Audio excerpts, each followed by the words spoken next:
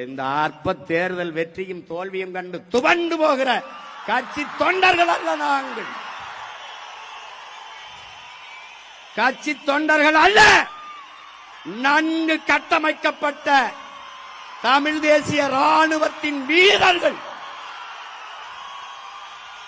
ஆள் மாற்றம், ஆட்சி மாற்றத்திற்கு வந்த அரசியல்வாதிகள் அல்ல, அடிப்படை அமைப்பு அரசியல் மாற்றத்திற்கு வந்த புரட்சியவாதிகள்.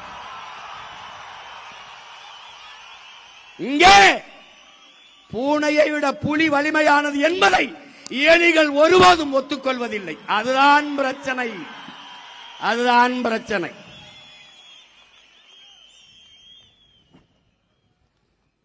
என் உடன் பிறந்தவர்களே, விடியாத இரவொன்றும் கிடையாது, அடைய முடியாத இலக்கொன்றும் கிடையாது.